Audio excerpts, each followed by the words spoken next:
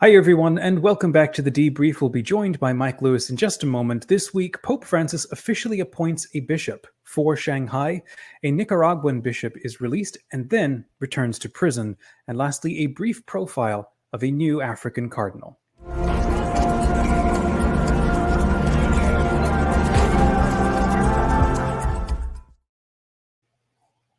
Hi, Dominic. Hey, Mike, welcome back to the show. Friends, welcome to the debrief. It's our weekly show where we're talking about news, questions, and controversies facing the Catholic Church. I'm Dominic DeSouza, the founder of Smart Catholics. And I'm Mike Lewis, the co-founder and editor-in-chief of Where Peter Is. So our first story today, Mike, it has to do with the delicate situation between the Vatican and Beijing. On July 15th, Pope Francis appointed Bishop Joseph Shen as Bishop of Shanghai. The news is controversial because back in April, as you told me, Bishop Shen was installed as the Bishop of Shanghai without the approval of the Holy See. Now, at the time, the Vatican Secretary of State condemned the decision, which seemed to be a clear violation of the Vatican-China agreement on appointing bishops. And yet 3 months later, the Vatican approves this appointment. Can you share why? Yes, well, this is a complicated issue. And before I go into this answer, just wanted to point out to listeners that this is an international edition of the debrief. Wanted to cover some issues over the last month or so that we hadn't talked about. I was thinking about going more into rad trad controversies or ad orientem posture or communion in the hand, but let's These are hot topics too. let's take a step back and look at the real issues that are going on in the church as opposed to our little squabbles. So first of all, yes, obviously the fact that China appointed this bishop, Bishop Shen, and didn't ask for the permission of the Holy See, and Rome basically learned about this appointment from the news release. They weren't told in advance that Bishop Shen had been appointed. Was a slap in the face. It was a violation of the agreement, and Cardinal Parolin said so. There were a lot of reasons why the Vatican was mad, but there were also some pretty nuanced reasons why the Vatican went ahead and ultimately signed off on this. Cardinal Parolin gave an interview, which, according to America, Gerard O'Connell got information that this was a very carefully written out diplomatic statement in the form of an interview. This wasn't a freewheeling situation. This is, Cardinal Parolin wanted to make some things clear in a very diplomatic way about why the Vatican made this decision and how this impacts the relationship between the two countries overall. So first, Parolin emphasized that the key to the provisional agreement of 2018, which was renewed 2 years later in 2020 and then again in 2022, is founded on the principle of, and I quote, decisions taken in agreement. Obviously, Rome did not participate in this decision, which was the transfer. Basically, Bishop Shen was bishop of the Diocese of Hainan, which is about 75, 80 miles north of Shanghai. So Shanghai is the biggest diocese in China. Their see had been vacant for a while. In China, this was a transfer. So it wasn't necessarily an appointment of a new bishop. Bishop Shen had been approved in the past to be a bishop. It was just this move, which has been interpreted by some commentators who understand the situation as a power move on China's behalf, because they weren't picking a new bishop, but they were making a decision about where a bishop should go. There are a lot of other issues built into this. China and the Vatican aren't necessarily in agreement on how many dioceses there are. I believe that basically there are about 97 dioceses according to the Chinese church, and there are another 50 to 80% more according to Rome. And a lot of these are empty, and we don't know if the agreement, because we've never seen it, we don't know if it rectifies these questions or not. Another thing that Cardinal Parolin noted was that this was the second time since the renewal of the deal that this agreement has been broken by China. The other one, I think, was the naming of an auxiliary bishop. It was a transfer. It wasn't as major as moving somebody to the biggest diocese in the country. Paroline said that Pope Francis, and I quote again, decided nevertheless to rectify the canonical irregularity for the, another quote, greater good of the diocese. So he's not saying that Bishop Shen is a great choice. He is not saying that Pope Francis agrees with what China did. Pope Francis has in the past said positive things about Bishop Shen, who, even though he is the president of the Chinese Patriotic Bishops Association, he was approved by the Vatican in 2010. So he's one of those bishops that is both official and has been recognized by the church since prior to the agreement. But it's one of those things. He's a prominent bishop. He was moved to a big diocese. Is this the end of the world? Like, they could have just asked us and we probably would have rubber stamped it. Mm-hmm. We want to end the agreement. Do we want to end essentially our relationship with China over this? I guess it's not the end of the world. Let's do it. Then Cardinal Paroline, after giving that very, very, I think, lukewarm justification for it, and I'm not saying lukewarm in the sense of the reasons weren't sound, but it was sort of like, it wasn't so much that their backs were 100% against the wall, but it was like, let's give them one more chance, or listen, guys, we mean it this time, but you really shouldn't be doing this. Very tactically careful. Yeah. And so Paroline said that there are 3 matters that need to be dealt with urgently. The first is the Episcopal Conference.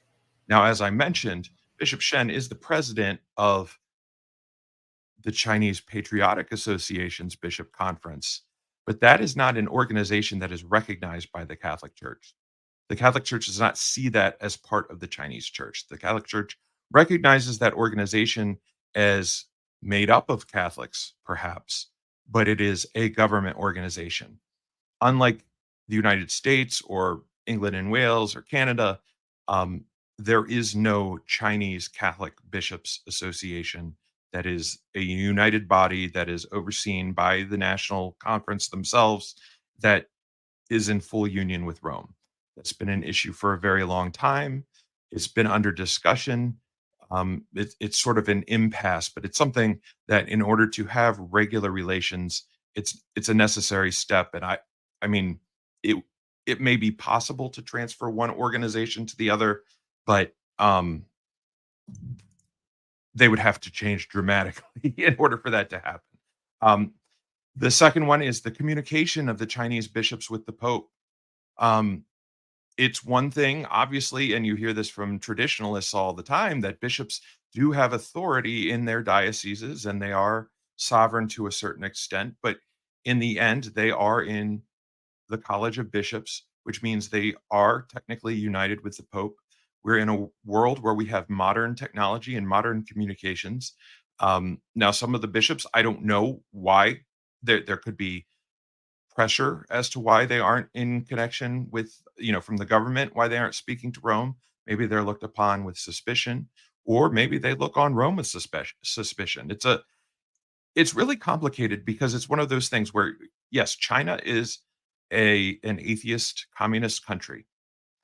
But from the looks of it, the Chinese Catholics, for the most part, yes, they are loyal citizens and maybe they lean a little bit more communist, but you need to be an atheist to be a part of the Communist Party in China.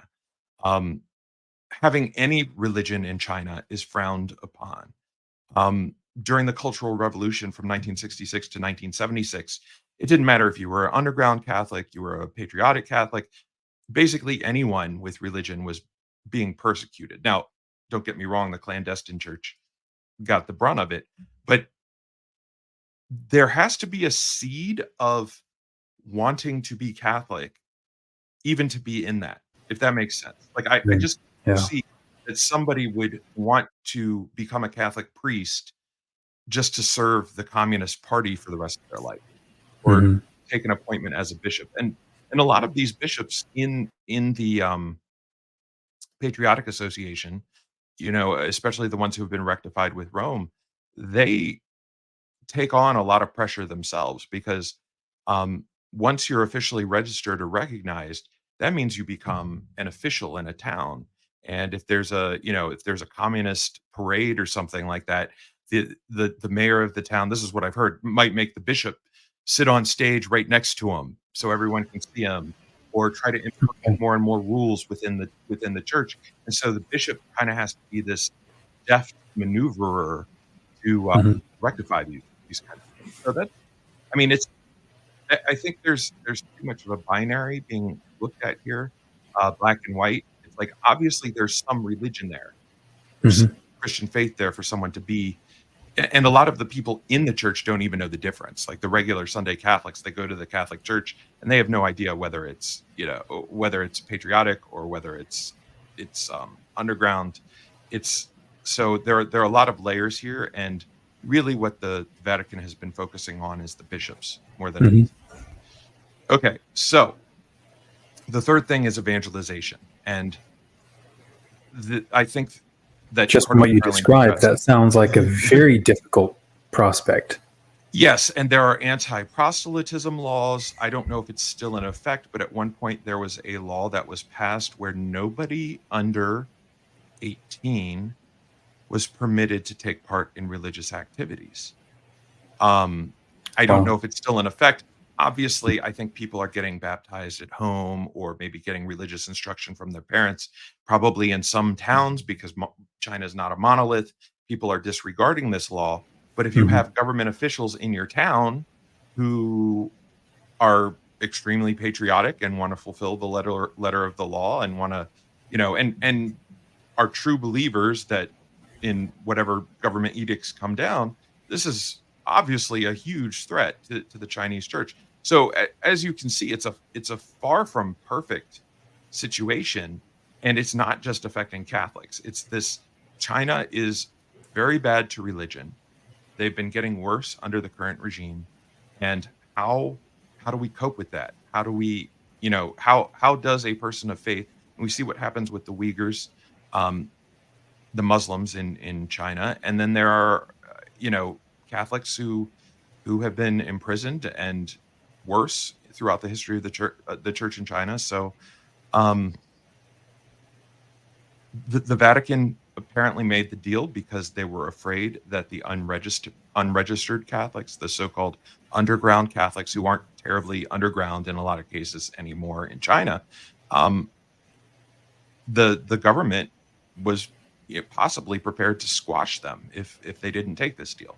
So, and that was kind of the thing that Perlin landed on, was that ultimately the agreement must be applied if it's going to work. And he said that the Vatican intends to keep up their end of the deal, and they've even made some of these not ideal goodwill gestures towards the Chinese. Let's accept some of your bishops. Let's accept what's, that you do have a certain degree of autonomy, and let's try to work within that system. But if China isn't even going to stick with the deal that they agreed to, then obviously that's the mistake. And I think that's a little bit different, or significantly different, than a lot of the critics of the deal who think that it's the church capitulating to China. Obviously, we don't know what's in the deal exactly, but the aim was for the church to find a way to still be the Catholic Church while working within this system that is far from ideal. Yeah. So that's speaking of negotiations, we have some negotiations breaking down in Nicaragua. We have the Catholic Bishop Rolando Alvarez. He was released from prison on July 4th, but then returned to prison on July 5th when negotiations between Alvarez and the government broke down. He was sentenced to 26 years in prison back in February by Ortega's government, and he was released, but then went back the next day. So he put out a statement on July 5th. The auxiliary bishop, Silvio Jose Baez, he's also from Nicaragua. He recalled a conversation he had with Bishop Alvarez, who told him that he would not leave Nicaragua for any reason unless the Pope ordered him to do so. Bishop Baez went on to say that Alvarez said it was a decision he made in conscience before God, thus there is nothing to negotiate, end quote. Where do you go with this, Mike? Well, obviously, this is a situation where a bishop is demonstrating solidarity with his people. He's not the only Catholic who is under arrest in prison because of his religious views and because of being a vocal critic of President Daniel Ortega and his Sandinista government. Since things have changed, obviously, in the last year or so, when Ortega returned to power in 2007, but Alvarez has been the first bishop to be in prison during this time. I was reading, like, what is he in prison for? He was convicted of treason, undermining national integrity, spreading false news, among other charges. The judge announced that he would be fined and stripped of his Nicaraguan citizen. And this is a Nicaraguan, he was born and raised there. This is his country. He became a priest there, and then he became a bishop. Meanwhile, the crackdown by Ortega's government on the church continue. Priests are arrested. Churches and Catholic organizations, Catholic charities are being shut down.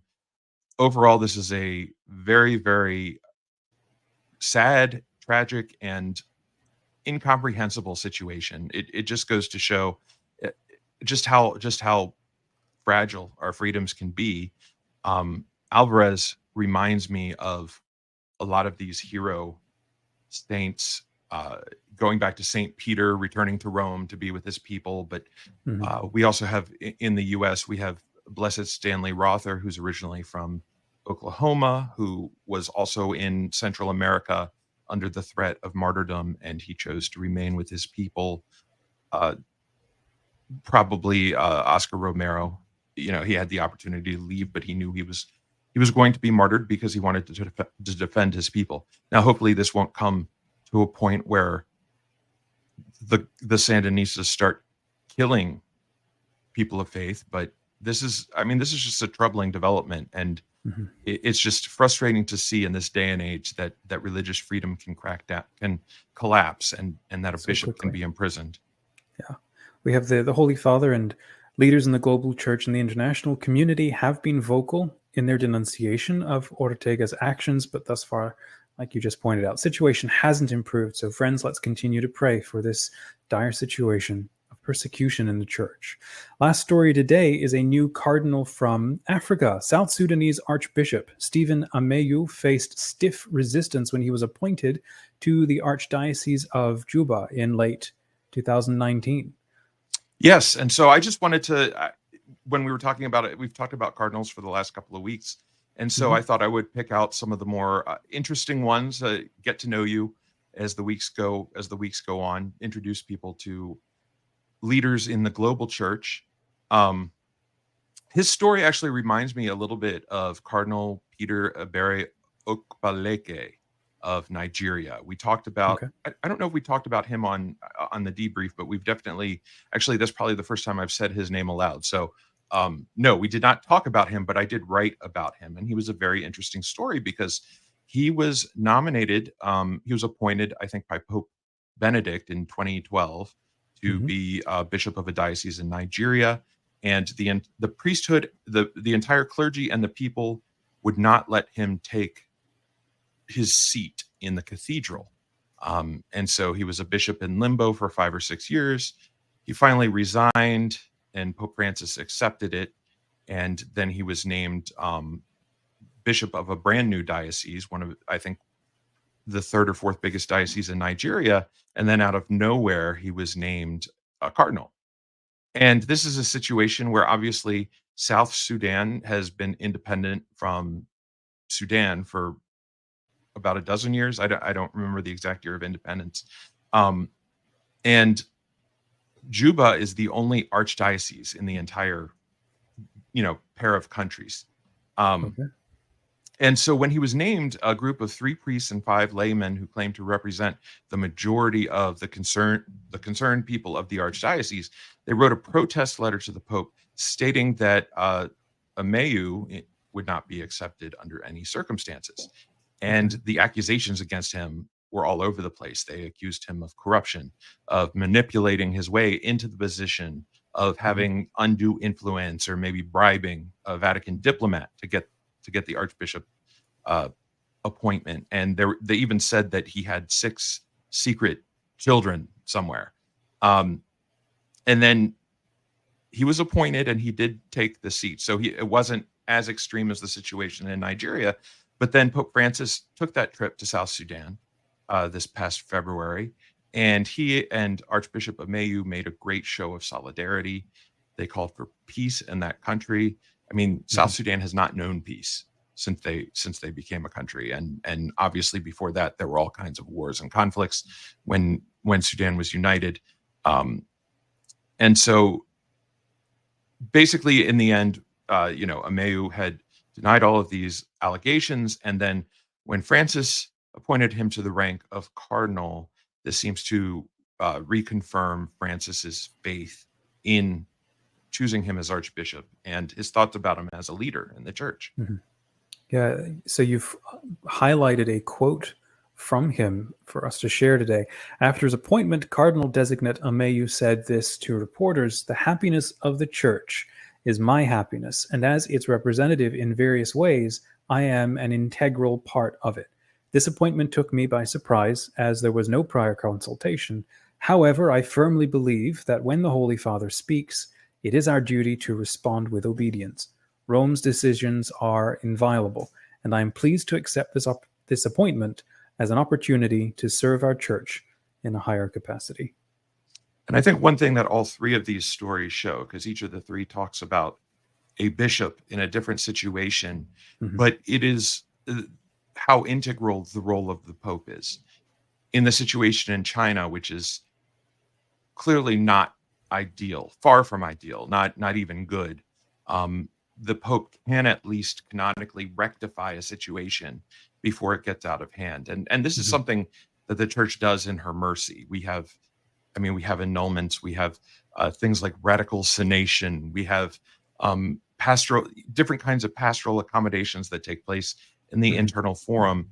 And this is happening obviously on a much bigger or grander scale, but because unity is so key to the church, I think that's why Pope Francis did it. He didn't want the Chinese church to fall out of communion.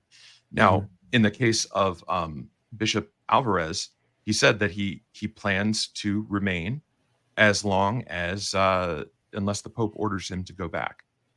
And obviously the Pope hasn't ordered him, or the word hasn't gotten to him, but it's one of those things like, no, I'm going to stay with my people, because that's what a bishop does. And Pope Francis has talked about the closeness of a bishop to his people, because he had the opportunity to bolt, to get on the next plane to Rome.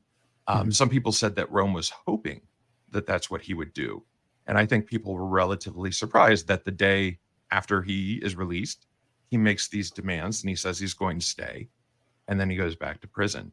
So that's a great show of bravery. So I think all 3, when we talk about this, when we see this quibbling that's going on in the U.S. church or in the English language church against the Pope, with all of these, with all of this back and forth, with all of these distractions, and you look at people in these serious international situations, and what's holding us together is the papacy.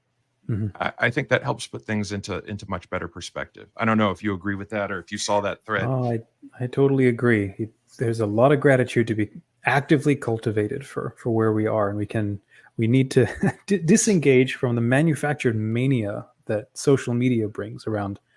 I love the sense of perspective, so I appreciate that. Thanks again. Thanks, Mike, for the debrief. On news today, if obviously each of these friends are overviews of complex topics, and so we'll have links in the description if you want to continue reading either articles by Where Peter Is, or other ones by other endorsed sites or projects that Mike keeps abreast with. This conversation is brought to you by smartcatholics.com. It's the free online community for millennials, creators, and learners. Join the private Where Peter Is group to ask questions, share insights, and suggest topics for next time. And visit wherepeteris.com to read articles, commentaries, and spiritual reflections by and for faithful Catholics who support the mission and vision of Pope Francis. Subscribe to this channel and hit that like button so more people can hear this debrief. And support Where Peter Is on Patreon to help us continue bringing you this show.